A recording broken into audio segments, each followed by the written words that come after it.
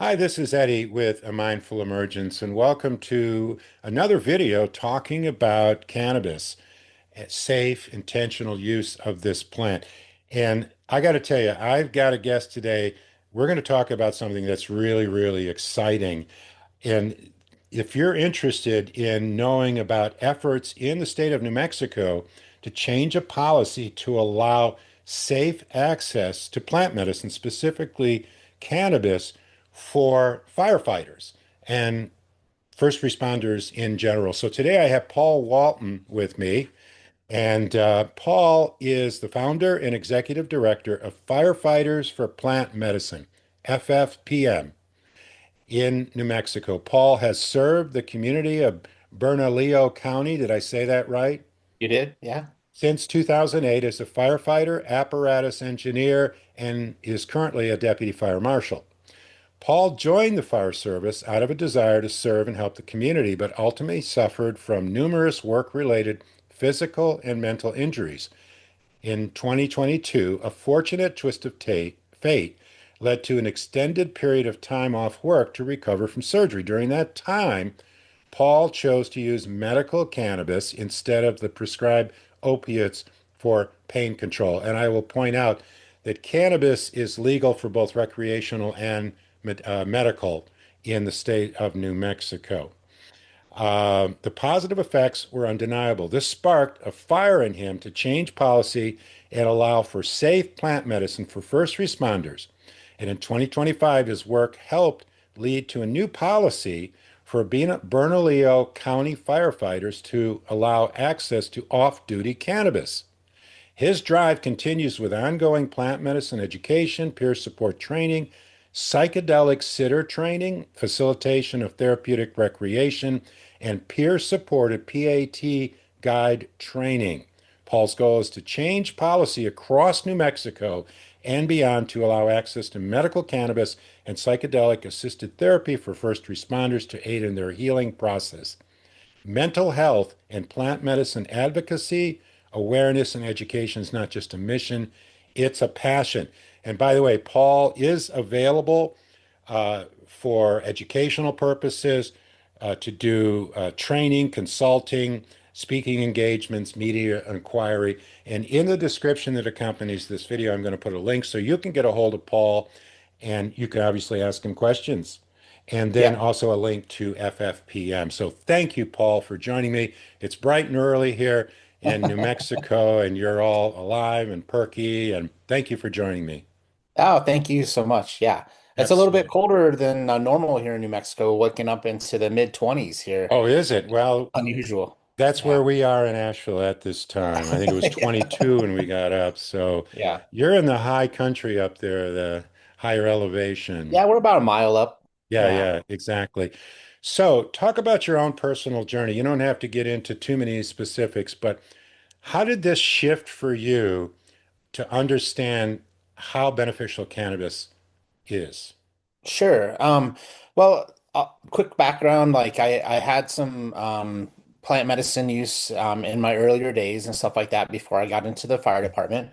And then when I got into the fire department, obviously they restrict you on using anything like that. So I'm over the course of the, I've never been a drinker. I'm not much of an alcohol drinking for alcohol or anything like that. I mean, I do have more social drinking, things like that. So luckily, I never got into that vice to deal with anything.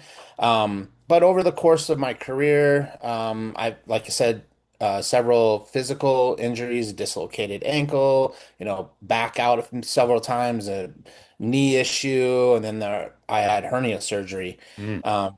from work. And so over the course of those few first years, I never really saw trauma in my normal life like I did in the fire department. And we weren't taught how to cope with it or how to talk about it, how to deal with any of those sort of processing. So you, more than anything, you're kind of in the earlier days of fire service, you're definitely taught to just kind of push that stuff down. And I hate to say this, but even a lot of times in the firehouse, there's a little bit of almost lightheartedness, joking, not in a negative or detrimental sort of way, but kind of making light of things a little bit just as a coping mechanism, right? Do you hear stuff Um, like "Stop being a pussy, man up"? yeah, different, well, yeah, to that regard, a little bit, yeah, sort of thing, right? Um, yeah. So, anyways, over the course of several years, I started noticing small changes. And you think it's more related to you don't sleep very well, so you're kind of grumpy, or you have mood swings, or things like that. And so you kind of associate it more with just kind of the lack of sleep, or those sort of things. But as time goes on, all that impacted trauma just kind of keeps building and building and building this small mountain inside of you, until your physical body changes, right? Your hormones change. Your outlook on things gets a little bit more negative and judgmental because you see so many bad things all the time.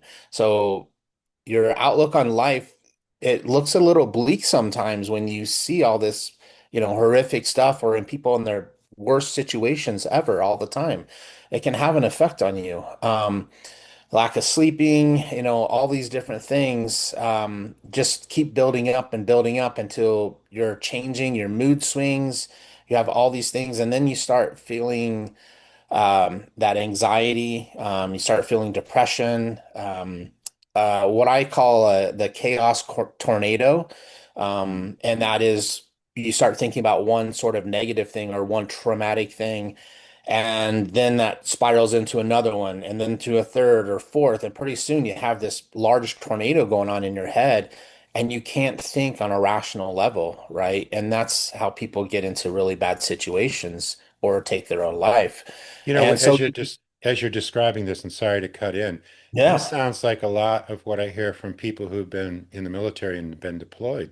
yeah, yeah, yeah. And there's a lot of similarities in those PTSD symptoms, right? And moral injury is more of a bigger one that's being talked about now. And that's huge in the first responder, firefighter, law enforcement, moral injury, same thing with veterans. But then the course of that time, I was in a bad shape for a while there, and it just so happened to peak at this time when I was going to be off for the hernia surgery. And I got the opiates that they prescribe you, and within the first 3 days, I've never been good with pharmaceuticals. They just react to me. I get side effects from them, and it's unpleasant. Hmm. And so I had gotten my card beforehand, knowing that this could be a possibility. And so my wife and I, in fact, we went and got some medical cannabis, and I used again after several years of not using, but with a different intent, like more of a medical, more intent, to be honest. Hmm. And it not only did it work as good for the pain, but it started healing my head as well. Hmm. And that was the spark that set me on that journey of healing my mind. Hmm. I'd been doing talk therapy, and talk therapy is okay, but especially for first responders, type A personalities, lots and lots of packed in trauma, like all that sort of stuff. Talk therapy barely scratches the surface of what's really needed to help, right? And I wasn't really learning modalities to deal with situations when they would rise up, anxiety or depression or anything like that. So I started my own journey, to be honest. I started looking elsewhere for modalities that resonated with me. So like mindfulness or meditation resonates with me. Um, Cold plunge, hot tub, mountain biking, pickleball was a great release for me as well. I know it sounds kind of funny, but it's Not a funny very to me. social. It's one of my mental health go-tos. Yeah, it's a very social and fun activity to do. So all that stuff in there is really beneficial. And you're outside, right? For the most part. Um, so all that stuff sort of really helped me find myself again, and before the person I was before I got in the department. So I have to Um, ask you, as this is going on, I know you weren't working, so you weren't showing up because you were right. recovering from surgery. And by the way, when I had hernia surgery, Cannabis was my pain management too. I never ended up using the opiates that they were prescribed. I just Yeah. threw them away. Yeah. So, did you end up talking to comrades or colleagues of yours, and there started to be like, "Hey, what are you doing, Paul?" And, "Oh, you'd be really," did any of that spark start happening with other firefighters, or were you kind of like, "I better not talk about this"? Well, it's you're both. It's a Ah, select few that I reached out to, friends of mine, that I talked to about this. And so one of the guys that I talked to, he was actually on a small leave absence for helping his family with their business. His mom had some health issues, and so he kind of took a 6 month leave of absence to help out with the business and everything. But he was getting ready to come back. But in the time that he was off, he was one of our medics, and he also had PTSD and got a medical card and started using cannabis. And it was a like night and day for him as well. It started him on his healing journey, and he was like, I can't not use this tool for what we have. And so him and I started talking. The union had talked a little bit about developing a cannabis committee to look at everything to see if this is a possibility or not. And so when all this sort of happened, it I guess it was the right timing because we started one. I ended up being the voluntold chair of the committee, just one of those sort of things. And it was mostly because I'd been doing a lot of work and sure. finding all this information out, right? And that's what happened. So while I was off work for this hernia recovery and using cannabis, I started doing art again and just all these other creative avenues, and it Yeah, really changed me. I mean, my family noticed it right away yeah, too. My wife was amazed at, what was happening. And we made this decision of like, all right, let's figure this out. Let's find all this information. And why are we not able to use this safer plant medicine, sure.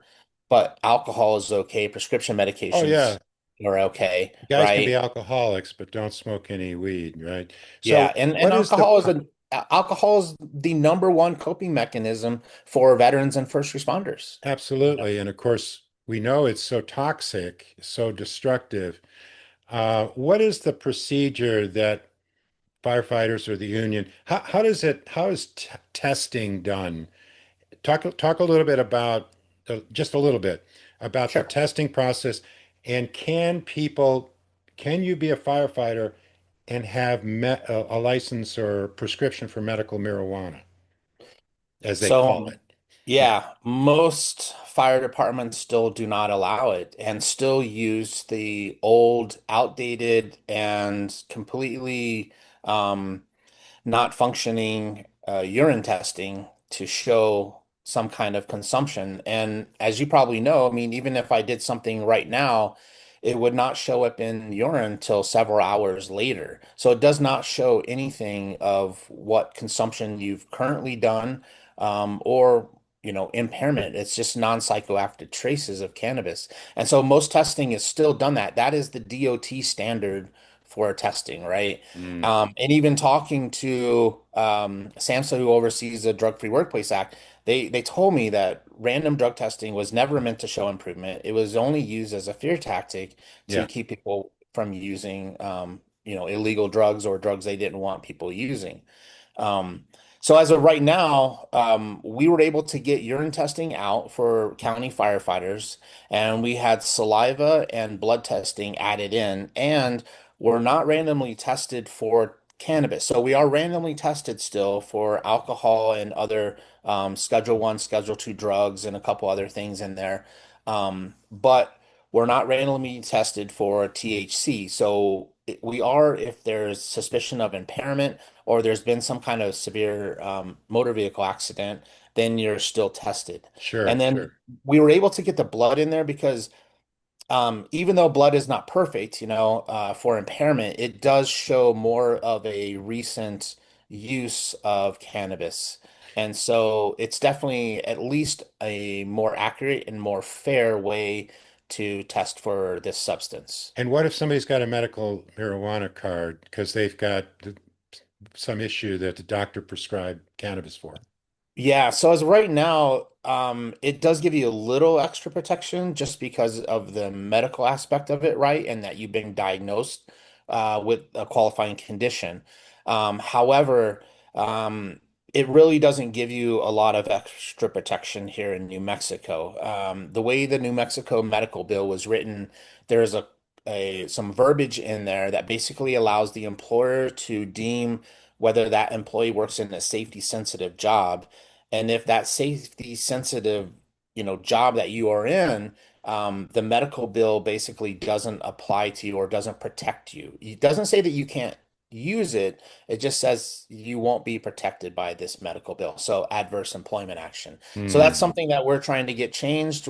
We've been working on. The union has been working on it for the last 3 years now. Every spring, which is also coming up here, the legislature sessions, the union has introduced some kind of bill to either change that safety sensitive language or have language changed in there to look at impairment as a reason for adverse employment action, right? Hmm. Which is we can all agree with. No one should come to, we want a zero tolerance workplace. So no one should come to work impaired on anything, Right. prescription drugs, alcohol, cannabis, anything, right? So that's kind of the goal with that. And I will tell you that we are the only fire department in New Mexico so far that has been given the policy change to actually use away from work. Well, that kind of brings up my other question was, are you aware of any other fire department or any other first responding agency, whatever you want to call it, anywhere Yeah. doing this? I mean, I know Yeah. you're on the front lines, Paul, but I mean, are you just the only one? No, no, no, no, no. Actually, Eugene, Oregon, I think was one of the first, to be honest Eugene, with you. duh. Right. Um, and then Philadelphia, Pittsburgh. Oh yeah. So they got it, and I want to say it's been about 4 or 5 years now for them. So they were also one of the first bigger ones to do this, and they went through their city council. And in fact, I haven't talked to them in a little bit here, but as of a couple years ago, they were the only union in Pittsburgh to be able to use off duty, and they have to have a medical card in order to do so. Hmm. But then there's Prince Williams, Virginia. New York Fire Department changed like 2 or 3 years ago. So there's been some changes. The city of Phoenix changed their policy as well to a tiered system as well. So Now, uh, is cannabis legal in Pennsylvania and Arizona? I know it is in New York State, well, I think medically it is. medically. Yes. Yeah. Okay. Yeah. All So right. Huh. yeah, so there are other departments, and there's been a couple of states that have actually changed language to allow for first responders to use as well. So taking away restrictive language, and that's kind of the issue that most people have this sort of mentality and this stigma that I don't know if we're not human or something, that we don't have feelings, that we don't have stress and work environment needs, and need a medication like this other than alcohol or the prescription anti-anxiety medications and things like that that also have I side know. effects. So there can't Xanax, if somebody's prescribed any benzos, they Yeah, city of Albuquerque, Bernalillo, they don't care. yeah, yeah. But As long as you have a don't prescription. take any gummies. Yeah, yeah, Okay. exactly. So we had a conversation a couple weeks or so ago, and in that you explained everything, not everything, but what you went through from start to where you are now. And it took about 15 minutes. I mean, the effort, the roadblocks, unbelievable. I thought, I've never seen somebody so committed. How have you kept that passion, that determination, that drive going? It honestly, it hasn't been easy. Because when you're constantly showing the correct information, showing the correct policies, right? And then you're just met with opposition that doesn't have any policy, doesn't have anything to counteract what you're showing them. it's very difficult. It's really frustrating to keep that momentum going. I've had close friends that I can talk to that helped out with this project as well. And we just, when one would get down, we would boost each other up and just, Mm. we have to keep going. We have to keep fighting for this. And honestly, it was amazing to see that it finally happened. And when it did, we had multiple firefighters. We had firefighters quit drinking the day that that contract was signed and put into effect that we could use off duty. Um, and within a few months, the results they speak for themselves. I had a handful of people tell me it saved their life. Give me one Um, example. we had a firefighter who was very much using and abusing alcohol away from work. He was a combat vet, so he Oof. had PTSD from the VA. And then I'm sure this job just added to that. And the sleep deprivation and different things really adds a lot to that as well. Just increases all those things. Um, but yeah, so he was having a hard time in life. He was having and alcohol was the resource that he was using, that coping mechanism.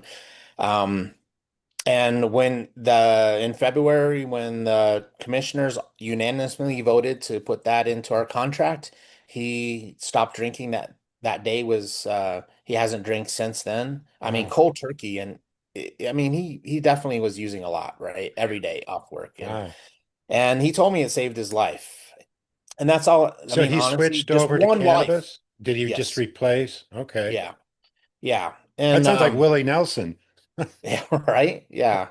Yeah. And I mean, he's lost like over 40 pounds since Oh, then. He's wow. much happier, just a lot better. And we've heard that across the board. Sure. Either people either stop drinking or definitely a lot less drinking of alcohol. People are using it to sleep gummies and stuff a lot. That's a big one. Yeah. So Yeah. sleeping better at night, less anxiety, less PTSD severe symptoms. So bringing those symptoms down to a more manageable sort of area. Better family time. That was one that I wasn't really, I mean, I understand it, right? But I wasn't expecting to hear that from firefighters, right? And like, man, I'm more present with my family. I'm having better family time.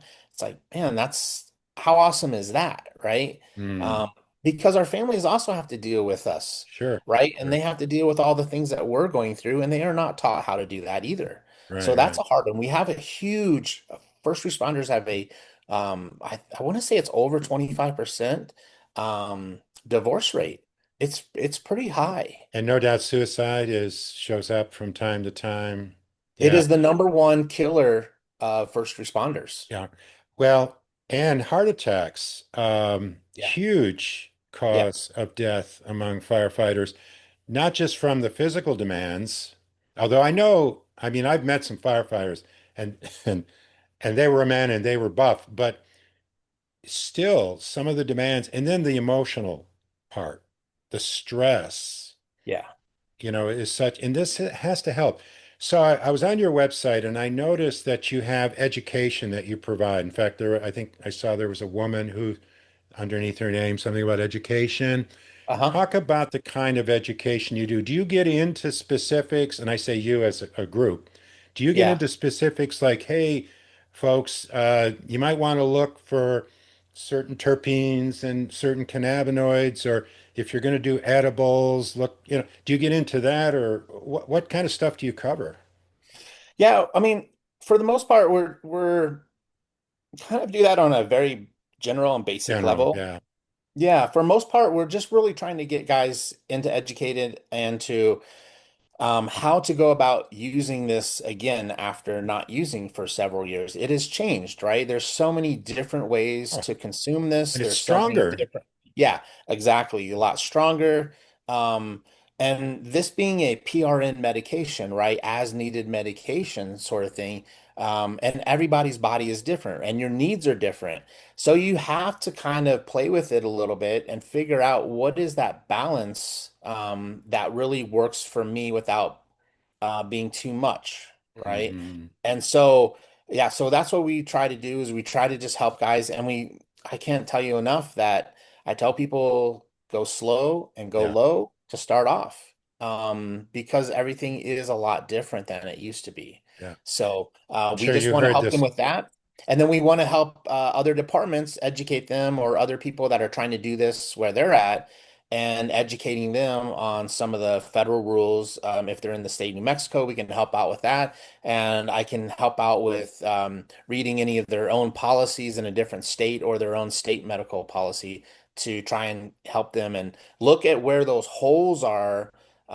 Because there's a lot of assumptions out there. No, there's a lot of people that don't really fully read the policy, and words matter. Yeah. So it's important to really look at that language and the way that it's worded and to see if there's any wiggle room in there for you. Yeah.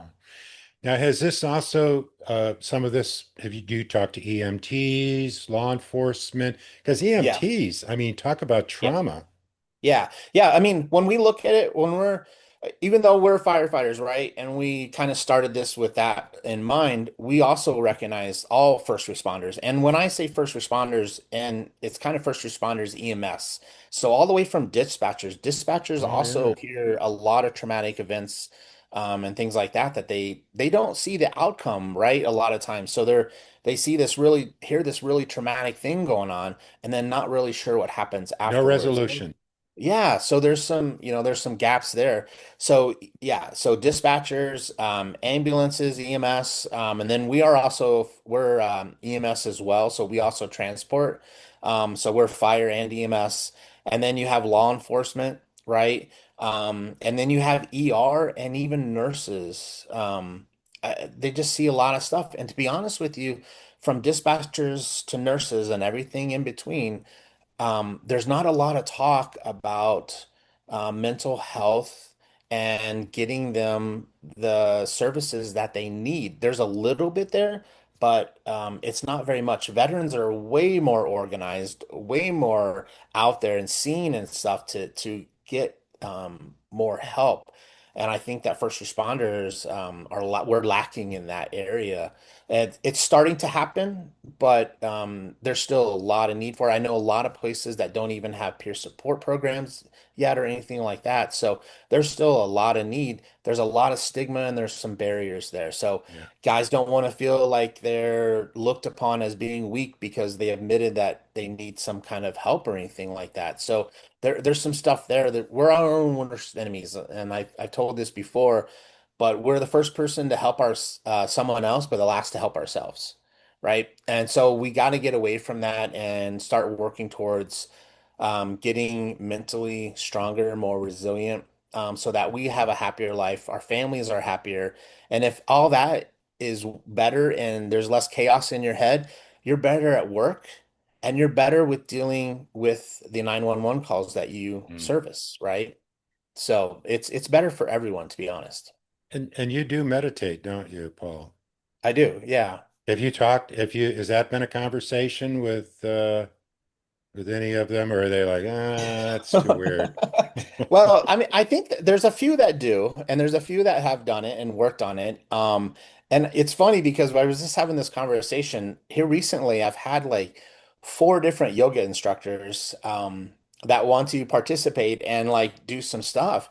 And it's difficult to get guys to do things like Yeah, that help yeah, themselves.